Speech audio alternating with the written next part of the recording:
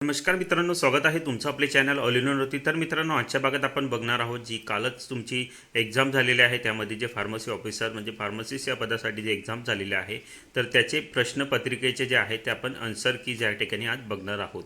तर ही tentative answer keys आहे मित्रांनो. काही प्रश्न जे आहेत ते यामध्ये मागे पुढे होऊ शकतात, पण तसे प्रश्न खूप कमी असतील, कारण हे सर्व आपण शोधूनच या ठिकाणी काढलेले आहेत.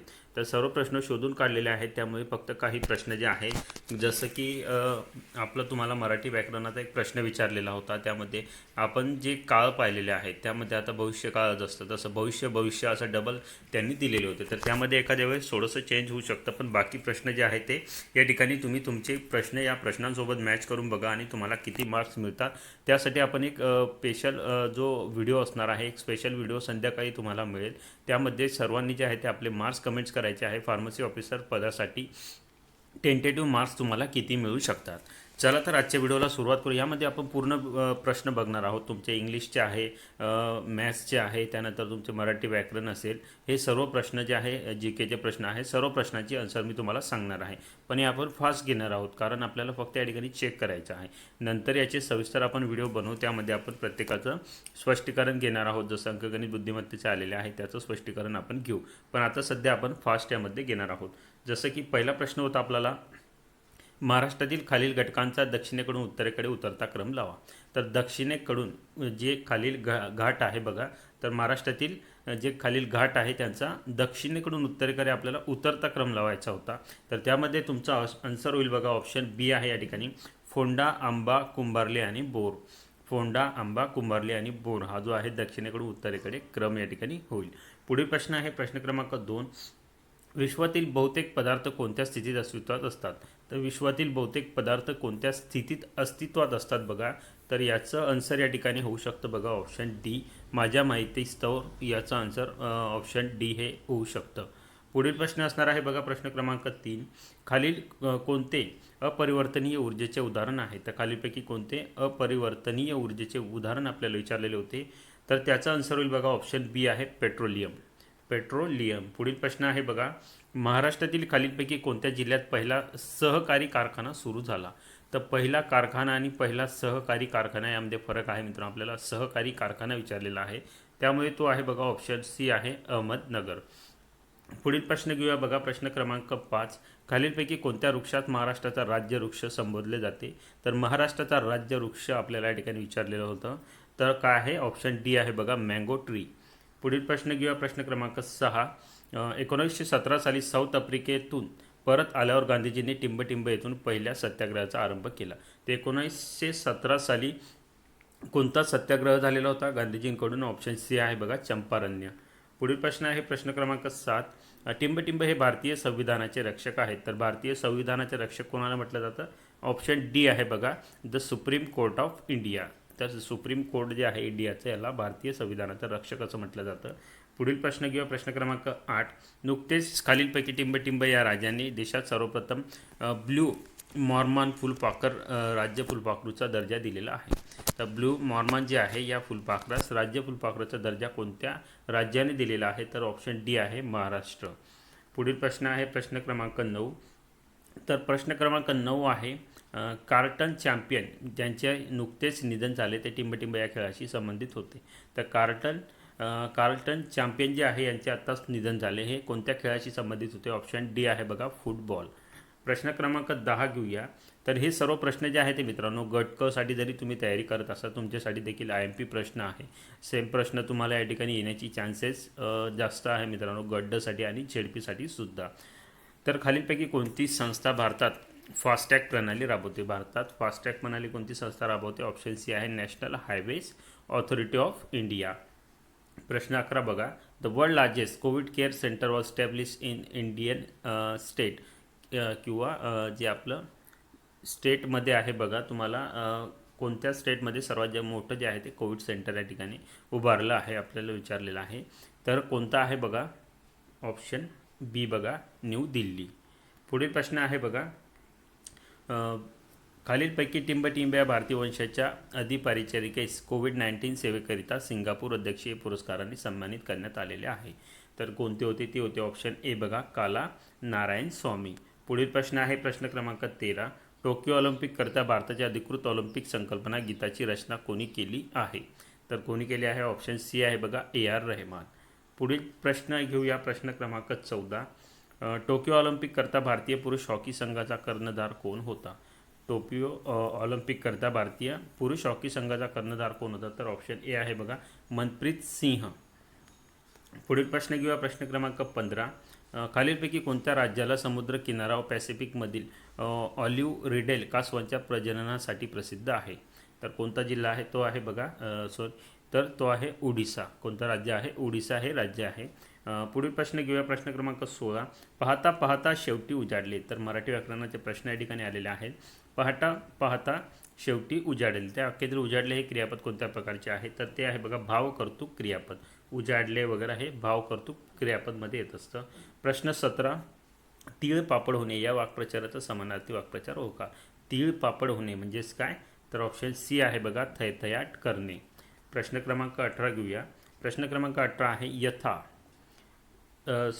पुढील शब्दातून उपसर्ग ओळखा. तर पुढीलपैकी शब्दातून उपसर्ग आपल्याला म्हणजे जे नाम अगोदर येत असतं बघा, किंवा जे एखाद्या शब्दाच्या अगोदरचं येत असतं, अगोदरचा जो शब्द असतो, जसं ऑप्शन ए आहे बघा, यथाशक्ती त्याच्या अगोदर लागत असतं. प्रश्न 19. वाक्यातील कर्ता ओळखा. त्याला जरा गंमत वाटली. तर या वाक्यामध्ये काय आहे? कर्ता जो आहे या वाक्यामध्ये बघा, तर तो येईल ऑप्शन सी, गंमत.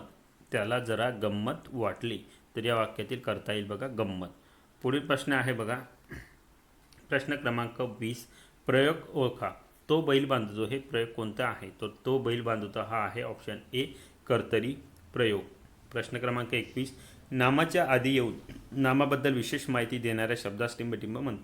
त्याला आपण काय म्हणतो बघा? ऑप्शन ए, विशेषण. प्रश्न क्रमांक 22 बघा, तो निजत असेल या विधानातील काळ ओळखा. तो निजत असेल या विधानातील काळ आपल्याला ओळखायचा आहे, तर तो या ठिकाणी येईल बघा, ऑप्शन सी आहे, भविष्यकाळ. पुढील प्रश्न घेऊया, प्रश्न क्रमांक 23 येईल आपला पुढचा.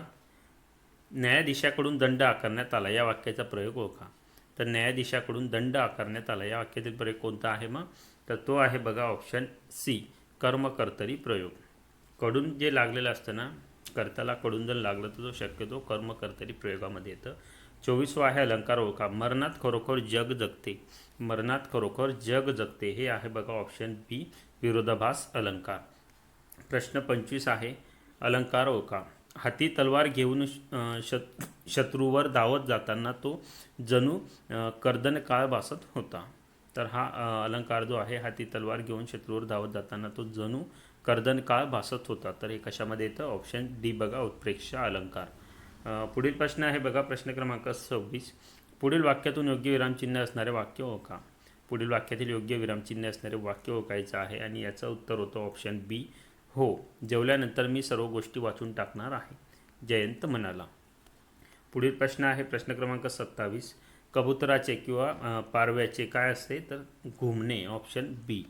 पुढील प्रश्न आहे प्रश्न क्रमांक 28. पुढील शब्दाचा योग्य अर्थ खालील पर्यायामधून निवडा. उपळी. तर उपळी म्हणजेच काय? तर ऑप्शन ए आहे बघा, जमिनीतून पाजरून निघणारा झरा. जमिनीतून पाजरून निघणारा झरा म्हणजेच काय? उपळी. पुढील पैकी आहे बघा, पुढील प्रश्न 29. दुआब या एकाच शब्दाशी संबंधित शब्दसमूह ओळखा. दुआब म्हणजेच काय मग? ऑप्शन बी, दोन नद्यामधील जागा म्हणजेच काय? दुआब.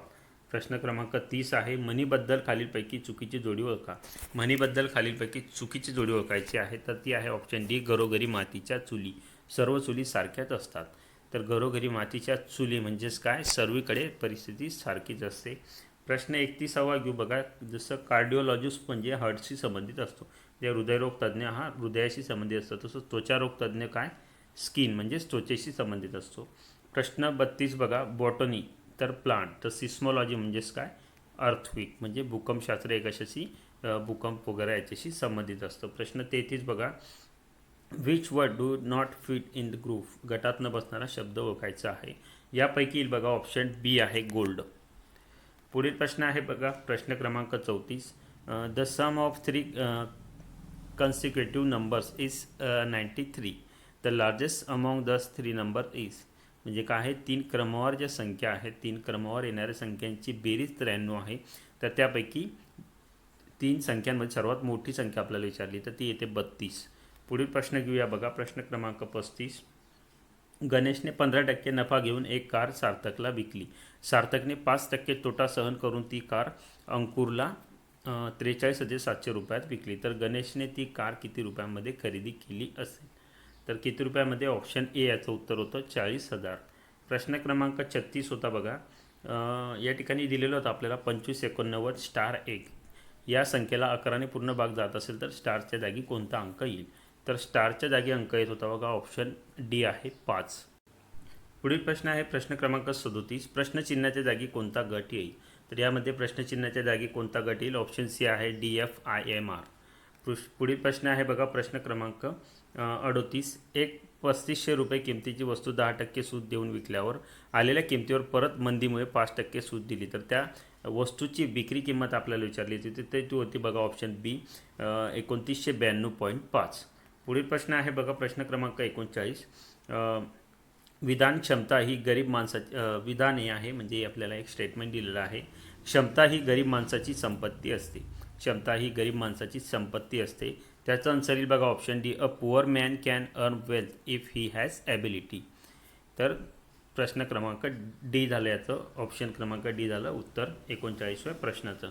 40वा प्रश्न आहे की 5 व्यक्तींच्या गटात KL&M ही महत्त्वाकांक्षी आहेत. MN&R प्रामाणिक आहे. LM&KN व R मेहनती आहे. तर यापैकी मेहनती व महत्त्वाकांक्षी व्यक्ती नाही अशी कोण? तर यामध्ये आन्सर होतं बघा, option D none of the group. None of the group, यामध्ये तो ग्रुप नाहीच आहे. तर तुमचे प्रश्न मे बी सेटनुसार, तुमचा सेट जो असतो ABCD त्यानुसार चेंज असतील. फक्त प्रश्न इकडचे तिकडे केलेले असतात, बाकी तुमचं सेम आहे. तर व्यवस्थित तुम्ही त्या प्रश्नाचा जो प्रश्न तुमचा आहे त्याचनुसार तुम्ही टिकमार्क करायचे आहे. पुढील प्रश्न आहे बघा. प्रश्न क्रमांक 41. तर खालील आकृतीत लक्ष द्या. तर खालील आकृतीतील जो मिसिंग नंबर आहे हा आपल्याला ओळखायचा होता, तो होता बघा, ऑप्शन सी 9. पुढील प्रश्न आहे बघा. प्रश्न क्रमांक 42. राजूकडे 9,000 रुपये आहेत. त्याला मोबाईल खरेदी करायचा आहे, परंतु मोबाईल खरेदी करताना त्याच्याकडे मोबाईलच्या किमतीच्या फक्त 75% रक्कम असल्याचे त्याच्या लक्षात आले. म्हणून त्याने मित्राकडून 2,000 रुपये उसनवार घेतले. तर यामध्ये काही स्टेटमेंट दिलेले आहे, त्यापैकी योग्य स्टेटमेंट ओळखायचं होतं. ते होतं option A Raju still does not have enough amount to buy a handset. म्हणजे काय? राजूकडे पुरेसे पैसे तरीही नाही आहे. कारण 9,000 रुपये हे 75% असेल तर मग 100% किती होणार होते? तर 12,000 रुपये. त्याला 12,000ची गरज होती, पण हे 9,000 आणि हे 2,000 11,000 होत आहे. म्हणजे काय? ऑप्शन ए आपलं उत्तर झालं. पण याचं सविस्तर जे आहे डिस्क्रिप्शन मी तुम्हाला वेगळ्या व्हिडिओमध्ये देईल. आता आपण पूर्ण प्रश्न कवर करायचे आहे आणि विद्यार्थ्यांना फक्त मार्क्स चेक करायचे आहे, त्यामुळे फास्ट आपण घेणार आहोत. यामध्ये होतं बघा, एक रोहन उत्तरेकडून 3 किलोमीटर अंतर चालत गेल्यानंतर तो डावीकडे वळून 2 किलोमीटर चालला. तो पुन्हा डावीकडे वळला व 3 किलोमीटर चालला. या जागेवरून तो डावीकडे वळून 3 किलोमीटर चालला, तर सुरुवातीच्या स्थानापासून तो किती होता? तर याचा आन्सर होता ऑप्शन ए बघा, 1 किलोमीटर. प्रश्न आहे 44वा. 5 मित्रांमध्ये महेश हा कुणालपेक्षा उंच आहे, परंतु यश इतका उंच नाही. अजय हा यशपेक्षा उंच आहे, परंतु अभिषेकपेक्षा बुटका आहे. तर ते उंचीनुसार चढत्या क्रमाने रांगेत उभे राहिले तर पहिल्या क्रमांकावर कोण येईल? त्याचं उत्तर होतं बघा, कुणाल. पुढील प्रश्न होता प्रश्न क्रमांक 45. एका सांकेतिक भाषेत प्री नॅट बीस म्हणजे स्मोकिंग इज हार्मफुल, वोक डॉर नॉट म्हणजेच काय? अवॉइड हार्मफुल हॅबिट, अँड डोर बीस येल म्हणजेच काय? Please avoid smoking. तर या ठिकाणी काय आहे? तर या ठिकाणी आहे बघा की त्या भाषेत कोणत्या शब्दाचा अर्थ हॅबिट असा होतो. तर हॅबिट म्हणजे काय? इथे दिलं आहे बघा, वोक नॉर नॅट. वोक नॉर नॅट. तर वोकच्या खालील अवॉइड, डॉरच्या खालील हार्मफुल आणि नॅटच्या खालील हॅबिट. तर नॅट म्हणजेच काय? हॅबिट. ऑप्शन बी इथे उत्तर होईल. प्रश्न 46 बघा. Komal got a beautiful dress at the mall. तर या ठिकाणी ब्युटिफुलला अंडरलाईन केली होती आणि त्याचं आपल्याला टाईप ओळखायचा होता, ते होतं ॲडजेक्टिव्ह म्हणजे विशेषण बघा, ऑप्शन बी होतं. प्रश्न 47 बघा. No sooner did I dash the room the intruder ran away. No sooner did I dash the room the intruder ran away. तर यामध्ये आपल्याला काय आहे? Choose the proper words from the following words to fill in the blank to about sentence. तर यामध्ये आपल्याला जे word आहे ते टाकायचे होते बघा, ते आहे बी, एंटर आणि दॅन. पुढील प्रश्न आहे 48. हे सुद्धा आपण स्पष्टीकरण घेऊया नंतरच्या व्हिडिओमध्ये. Which one of the following given option is correct about the given sentence. Either she or they have to attend the meeting. याचं उत्तर होतं ऑप्शन ए राईट. पुढील प्रश्न आहे 49. Change the following into indirect speech. तर याचं he says it is fine day. He says it is fine day. त्याचं उत्तर होतं ऑप्शन डी बघा. He says that it is fine day. He says that it is fine day. प्रश्न 50 बघा. It was a very fine morning. Which of the option best represent the exclamatory from the above sentence. त्याचं उत्तर होतं option D बघा की what a fine morning it was. प्रश्न क्रमांक बघा 51. Antonym of blunt. ब्लंटचं अँटोनेम आहे ऑप्शन सी शार्प. प्रश्न बघा 52. Synonym of obscure. तर ॲब्ज्युअरचं सिनोनेम आहे बी टू टेक बॅक. प्रश्न 53 बघा. Choose the word spelled correctly. Correct spelling असलेलं वर्ड कोणतं आहे तर ते आहे ऑप्शन सी बघा मास्कुलिन. पुढील प्रश्न आहे 54. What is the meaning of soft soap. तर सॉफ्ट सोप म्हणजेच काय अ जेंटल अर्जिंग. पुढील प्रश्न आहे 55. Choose the correct spelled word. पुढीलपैकी करेक्ट स्पेलिंग असलेला शब्द आपल्याला या ठिकाणी ओळखायचा आहे आणि तो आहे बघा option D atmosphere. Atmosphere option D याचं उत्तर होतं. 56 आहे. He was a good swimmer so he swim to the river back when the boat sank. तर काय आहे याचं उत्तर असणार आहे ऑप्शन डी बघा वॉज एबल टू. पुढील प्रश्न आहे प्रश्न क्रमांक 57. प्रश्न क्रमांक 57.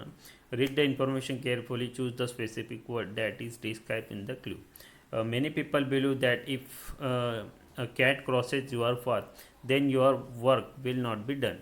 Many times people believe in things which are not really logical or reasonable. It is called. तर त्याला काय म्हटलं जातं ऑप्शन डी आहे बघा सुपरस्टिशन. पुढील प्रश्न आहे प्रश्न क्रमांक 58. Complete the dialogue with the correct option. Meena I am getting it is too cold here. Mother says don't worry dear I will bring sweater for you.